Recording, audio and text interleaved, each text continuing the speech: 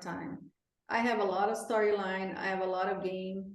I don't need to get hurt or fake an accident to get storyline. I think I have plenty of storyline. So that doesn't even make sense.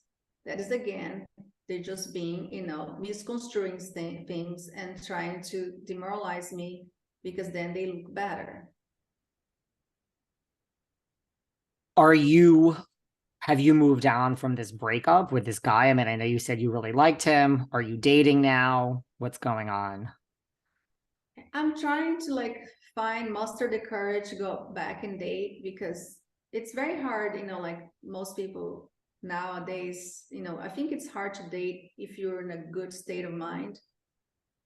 And it's even harder when you're not, right? So it's just very discouraging when you go find somebody doesn't work, disappointment, find the next person doesn't work, disappointment. And so I am trying now to go back and start dating again. Yes, I am. And hopefully, work out at one point or another. We need to find you someone. Yeah. Let me get right on that. Please. Be my matchmaker. I'm gonna be your matchmaker. I'm gonna find them. I'm gonna find someone. Where do you go from here then with Alexia? I mean, look, you can't take back what you said, I'm not, I mean, I understand her anger. I'm not taking sides. I'm just being an impartial journalist, but you can't take it back. So where do you guys go having this decade plus long year friendship? Well, from my side, again, I said I regret saying those words and acknowledge that was a bad analogy. I hope that she can see that I never did anything to her in 13 years of friendship, and that comment was wrong, but it wasn't ill-intended. My accident was not fake. It was an accident where two people rolled into my leg, and things are said in heated moments, but we are human. And I accept her despite everything that she came for me and did for me. I still want to accept her as a human and accept that fact that sometimes we act not in our best ways, but that inflicting pain into somebody else does not absolve you from feeling the same pain. And in my case, I hope that we can just acknowledge each other's humanity and move on and forgive and forget, and move on, because it doesn't make sense to dwell on these things. When you guys were in the Bahamas before Marisol was there, when she was home with COVID, it seemed like, I don't know, to me as a viewer, and I know editing plays into it, but the energy seemed different, and then Marisol showed up. I mean, it seemed like not this issue with what you said, but other issues with Alexia. It seemed like you guys were kind of almost on the verge of working some things out. And then Marisol, did that feel different? Is the energy different when Marisol is not there? And do you think your relationship with Alexia would be more healed if Marisol wasn't there in her ear, so to speak? Yeah, unfortunately, that's the case. Even though I wanted to include Marisol in that conversation. So Alexia and I were having this conversation that was in regards to the slander comments, right? The fact that she refused to apologize, and the fact that the guy now was upset and, no longer wanting to go out with me. But we're trying to patch that up, and we're going in a good direction, and we're drinking, we're in the second bottle of Cristal, and we're, actually in a good rapport. And then Marisol arrives, and then the whole mood sours. And then Alexia from then on, I just feel like sometimes Alexia gets egged on by Marisol or empowered by Marisol. When she's alone, she's a lot more sheepish. But when Marisol gets there, the energy does change, and Alexia turns into a bully.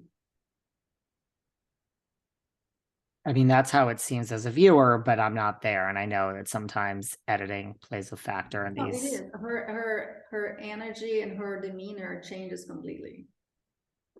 Do you think Marisol tries to keep Alexia like kind of at distance or at bay with people? You know, like there are friendships like that where, you know, I know in life where one friend just wants this person all to themselves, like they're jealous of other friends. It's just, I'm not saying that's them, but I mean, is that them? Yeah, I think Marisol understands that her position is very dependent on Alexia, right? Because she's Alexia's best friend in the show. And so I think that is like something that she needs to guard very well. And she doesn't want to let anybody in because then it weakens her position, perhaps. I think that's my take. That makes a lot of sense. I mean, do you think Alexia can forgive you for this comment? Like, I mean, I'm considering that I've acknowledged that was wrong, considering I apologized profusely, considering that the intention wasn't malicious, considering that the accident was not fake, considering that we have such history and throughout 13 years of history, not once I did anything to hurt her. Not once I challenged her as a mother. Not once I criticized any of her kids, even when the world was criticizing her eldest. So if she looks at the facts, she should see that, okay, yes, that was wrong, but the intention was not that. And the history is not about that. So I hope so, that she finds it in her heart to see that I'm not perfect. Nobody's perfect. She has her own shares of offenses and hurt that she created in other people, and they have forgiven her and apologized. She has yet to apologize and forgive. and I mean, you are a member of this group. I mean, it's not like you can just lock yourself in the house and not come out. Exactly. Even though that was a suggestion by them. Really? Yep. Yeah. What do you mean? Alexia literally said I should have just locked myself in the room that day and not come out for the rest of the weekend after getting hurt. So that's her compassion. Where is her compassion, her empathy? Why did she suggest that? Like what? Because you would be a downer on the group, or you just weren't fun and lively? Oh, because she probably felt like if I weren't around, she, you know, she just said, well, if you hurt, you shouldn't be participating in anything. You should just lock yourself in the room and not leave until, you know, it's time to go. Just insensitive, just like no empathy whatsoever. Yeah, and when people are down, them locking themselves away is usually not the best for their mental headspace in general. Yeah, so in this beautiful place, everybody's doing things, and then, you know, Julia is like, of course you're coming, you know. And I even said, Julia said,